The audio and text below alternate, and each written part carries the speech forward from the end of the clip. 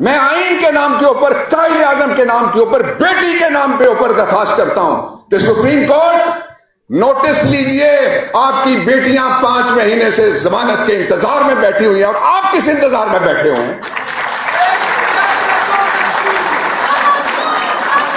تو میں یہ سوال کرتا ہوں پھر اسد مجید کو آپ پینٹاگون کا دورہ کرنے کی اجازت دے دیں، آپ اسد مجید کو وائٹ ہاؤس میں گھسنے کی اجازت دے دیں، جو ہمارا ایمبیسڈر ہے امریکہ کے اندر، آپ نہیں دیں گے اس لیے کہ کوڈ آف ڈپلومیٹس کے خلاف ہے یہ بات۔ تو کہاں کا دستور، کہاں کی خود مختاری، کہاں کی خودداری، کہاں کی آزادی؟ اس پہ بھی پیش کرنا چاہتا ہوں کہ انہوں نے ایک درست راستے کا انتخاب کیا، ایک صحیح جگہ پہ کھڑے ہوئے، بار کو ڈی پولیٹیسائز کیا اور کانسٹیٹیوشنلائز کیا۔ یہ ایک ایسا ادارہ تھا جس میں اس بنیادی کیمیائی تبدیلی کی ضرورت تھی، اس لیے یہ آپ کا حق تھا کہ میں یہ 2 باتیں آپ کے لیے کہوں۔ ابھی جو آپ نے عنوان چنا ہے to protect, defend, preserve the constitutional rule of law and the human rights, میں سب سے ولنریبل جو پاکستان کا طبقہ ہے، یہاں بڑی تعداد میں لیڈی لائرز بیٹھی ہوئی ہیں، وہ خواتین ہیں، ان کے لیے میں نے تقریباً 2 عشرے شہید بے نظیر بھٹو کے ساتھ گزارے، اور میں نے دیکھا کہ کتنا مشکل کام ہے جب کوئی خاتون سیاست میں آتی ہے۔ اس وقت پاکستان کے سب سے بڑے صوبے میں، ایشیا کے اندر سب سے بڑی تعداد میں جو سیاسی پولیٹیکل پرزنرز ہیں، پرزنرز آف کانشینس ہیں، وہ خواتین ہیں۔ اور المیہ دیکھیے، ستم دیکھیے، کرب دیکھیے، الم دیکھیے، غصہ نہیں تو رنج دیکھیے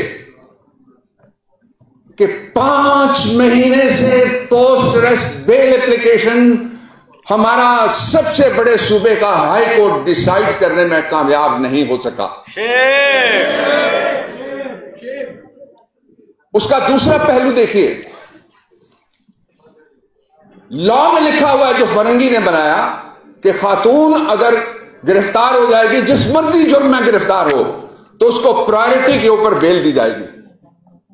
بینچ بیٹھتا ہے، بینچ اٹھ جاتا ہے، بینچ آتا ہے، بینچ ٹوٹ جاتا ہے۔ یہ کوئی نہ سمجھے کہ وکیلوں سے زیادہ اس کام کو کوئی سمجھتا ہے۔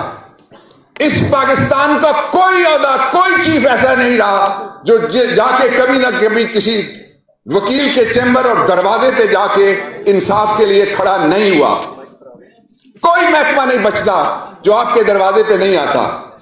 میں کانسٹیٹیوشن کے نام کے اوپر، ہیومن رائٹس کے نام کے اوپر، میں وکلا کے نام کے اوپر، میں آئین کے نام کے اوپر، قائد اعظم کے نام کے اوپر، بیٹی کے نام پہ اوپر درخواست کرتا ہوں کہ سپریم کورٹ نوٹس لیجئے، آپ کی بیٹیاں 5 مہینے سے ضمانت کے انتظار میں بیٹھی ہوئی ہیں، اور آپ کس انتظار میں بیٹھے ہوئے ہیں؟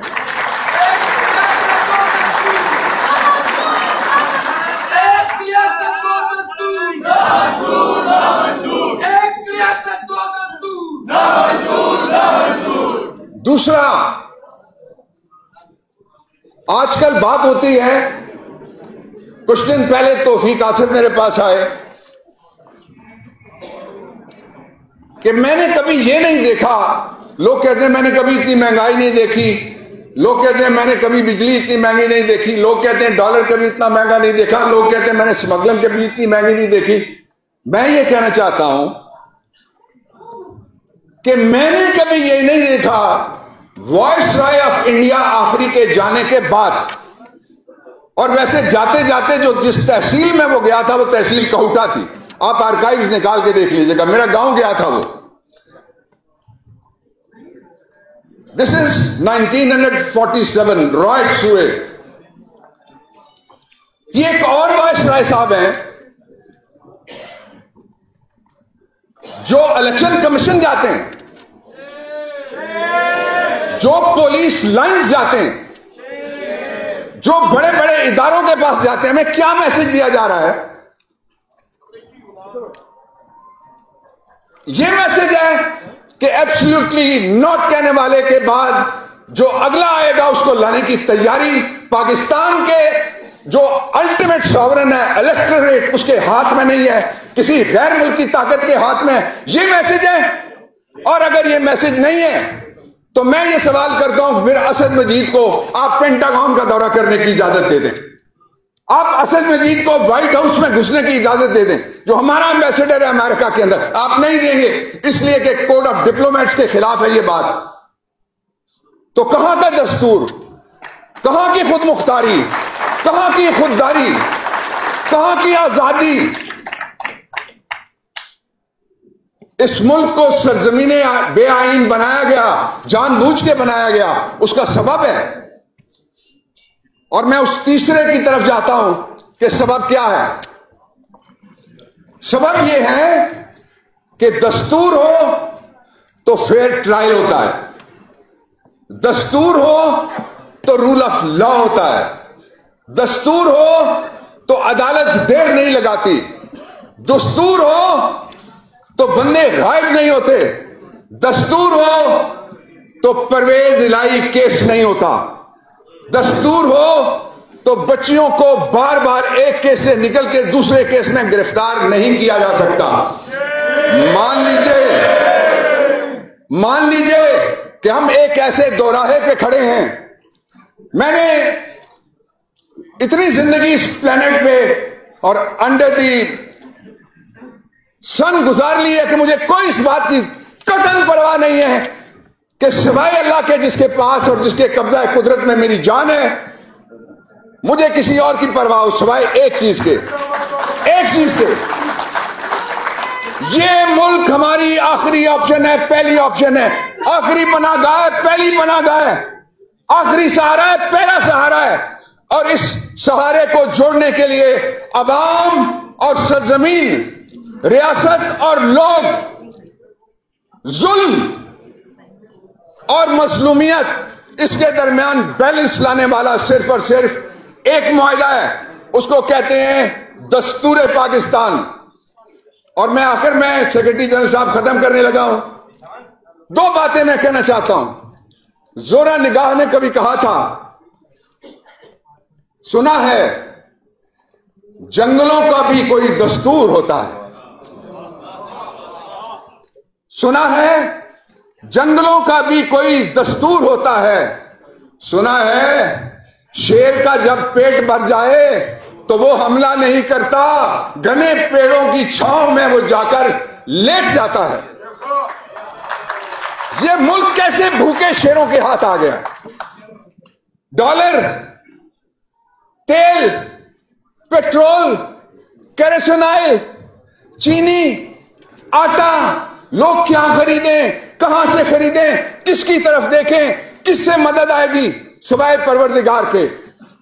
اور آخری بات جو میں کہنا چاہتا ہوں،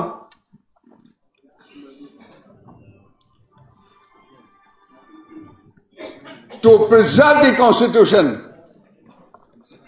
ایک ہی طریقہ ہے. Let there be elections all over Pakistan within the constitutional mandate of 90 days.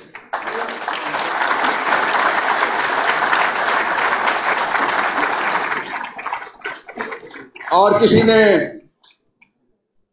کیا خوب بتایا مجھے، کہتا ہے پاکستان کا نقشہ 3 لائنوں میں بیان کیا جا سکتا ہے. آج کا نئے پاکستان کا نقشہ جس میں دستور مجبور مقہور غائب ہے، اور وہ یہ ہے کہ کسی نے پوچھا کہ جس نے بجلی مہنگی کی وہ ابھی کہاں ہے؟ اس نے کہا ابھی لندن ہے. اس نے کہا جس نے پاکستان میں دہشت گردی کی وہ کون ہے؟ اس نے کہا ابھی اندر ہے. تو اس نے کہا جو رول آف لا مانگتا ہے، فیئر ٹرائل مانگتا ہے، ابھی نندن کو ملا اور اس کو نہیں ملا جو اٹک جیل میں ابھی اندر ہے. بہت بہت شکریہ.